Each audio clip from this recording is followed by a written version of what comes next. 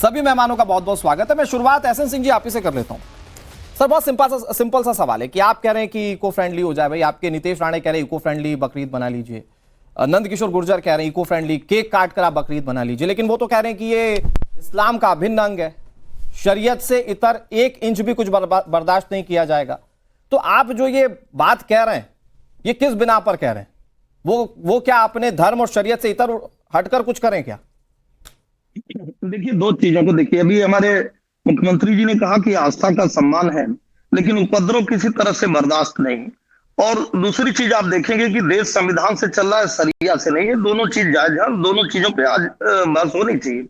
जब कभी आप देखे होंगे, अगर संवैधानिक दायरे में कोई भी प्रदेश सरकार ये निर्णय लेती है कि आप पटाखे नहीं फोड़ सकते हैं, तो वहां पे उस तरह के पटाखे नहीं फोड़े जाते हैं। जब कोई भी सरकार संवैधानिक दायरे में निर्णय लेती है कि कलरफुल होली आप खेलेंगे, लेकिन उसमें किसी को इस तरह से हानि नहीं पहुंचाएंगे, ऐसे कलर नहीं खेलेंगे जिससे हानि हो, तो वो नहीं खेला जाता। अब तीसरी बात आते हैं, आदरणीय मुख्यमंत्री जी उत्तर प्रदेश में कहते हैं कि आप कुर्बानी मनाइए, लेकिन उन जगहों पर मनाइए जहां पे आप मनाते आ रहे हैं।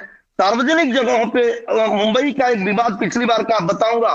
मुंबई में एक सोसाइटी में लेकर जाते हैं, उस सोसाइटी में 80% हिंदू हैं, वो नहीं चाहते थे यहाँ पे कुर्बानी हो और विवाद बढ़ता है। इस तरह के बहुत सारे लोग विवाद को जन्म देते हैं, इसलिए चाहे मुख्यमंत्री जी मतलब आप कह रहे हैं एसएन सिंह जी कि गैर कानूनी कुछ नहीं होना चाहिए, आपको बलि देनी है, कुर्बानी देनी है तो आप दीजिए। मतलब इको फ्रेंडली बकरीद मनाने की जो सलाह है वो आप नहीं दे रहे।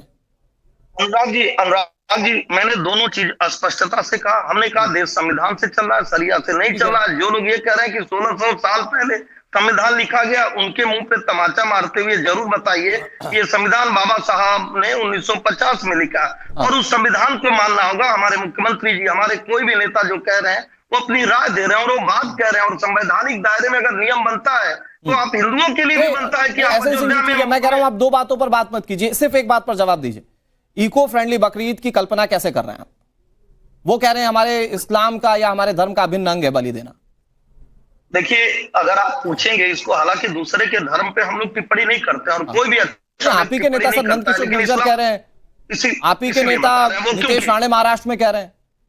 अनुराग जी देखिए, राय रखने का अधिकार सबको, और सब लोग कहते हैं कि अगर हम बिना हानि पहुंचाए अगर अपने तीज और त्योहार को मना लेते हैं, बिना ऐसे पटाखे फोड़े कि वो सांस ले ना पाए, लोग अपने तीज त्योहार को मना सकते हैं। सर आपने ये जो रेफरेंस रखा, मैं इस बात का सम्मान करता हूं कि वाकई में हिंदुओं के त्योहारों पर भी प्रतिबंध लगते हैं, ऐसा नहीं कि नहीं लगता है। तो व्यवस्था बनाने के लिए प्रतिबंध लगते हैं, लोगों को मानना भी पड़ता है।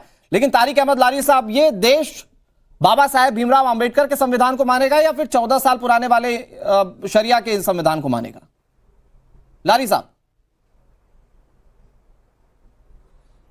ये बताइए भाई कि क्या संविधान ने हमको अधिकार नहीं दे रखा है कि हम क्या करें? बिल्कुल दे रखा है सर, आपके लिए जैसा मेरे लिए वैसा आपके लिए। संविधान इस देश के कानून ने, तो बात खत्म है। इस टॉपिक पर बहस क्यों हो रही है? जो उसको मान ना रहे हो उससे बात करिए। साहब मैं फिर ऐसे वो नीतीश राणा जो है, अगर तो ये मेरे लिए बराबर, आपके लिए बराबर, सबके लिए बराबर, तो फिर अबू आजमी को ये क्यों कहना पड़ा कि वो 14 साल पुराने वाले कानून को मानेंगे, शरिया वाले कानून को मानेंगे, उससे 1 इंच भी इधर उधर नहीं होंगे?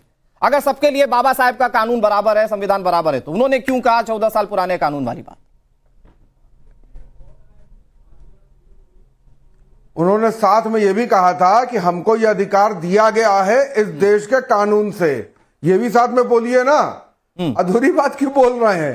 मतलब जो मन में आए, कड़वा कड़वा, थू थू, मीठा मीठा, गप गप। तो आपको समझ में आया कि आपकी टीआरपी बढ़ा देगा?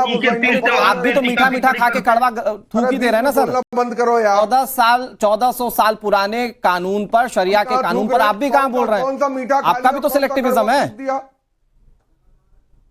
हमने बोला तो, अरे हमने बोला तो नहीं, तो मतलब तारिक अहमद लारी साहब ये खुलकर कह रहे हैं कि बाबा साहेब अंबेडकर के कानून को मानते हैं। कानून ने, संविधान ने,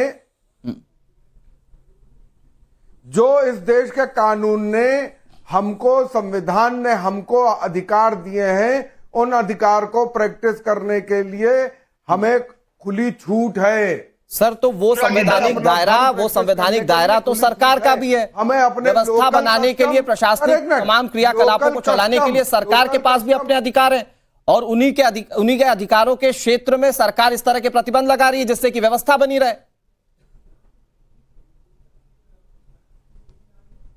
ठीक बात है सर। अभी 2014 में ही तो ये इस दुनिया की स्थापना हुई है, और खास तौर से इस देश की। इससे पहले तो ना संविधान था, ना देश था, कोई था ही नहीं।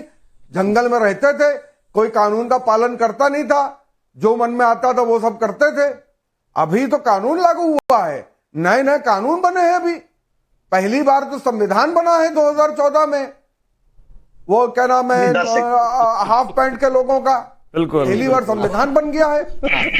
एसएन सिंह जी भी मुस्कुरा रहे हैं और जो हाफ पैंट का एसएन सिंह जी जल्दी से आने में जवाब दीजिए। कई सौ साल लग गए, वो बात कर रहे हैं। समाजवादी लाली साहब एक मिनट, एसएन सिंह क्या कह रहे हैं सुनिए तो जरा। जवाब क्या देना? पहले तो ये बताया ना, संविधान देश का झंडा फहराने में बता रहे हैं। इनको बता रहे ठीक है, एसएन सिंह साहब प्लीज ऑन रख दीजिए। बड़ी अच्छी बात है। वोट अनुराग जी, हमारे मित्र से एक सवाल पूछिए कि इनके लिए सबसे प्रिय वस्तु केवल बकरा ही है क्या? उस समय तो लिखा गया है, उस समय कहा गया जो सबसे प्रिय वस्तु है उसकी कुर्बानी देनी। और उस समय जब कुर्बानी दी जा रही थी तो उन्होंने स्वयं के लड़के से पूछा कि क्या मैं आपकी कुर्बानी दूं?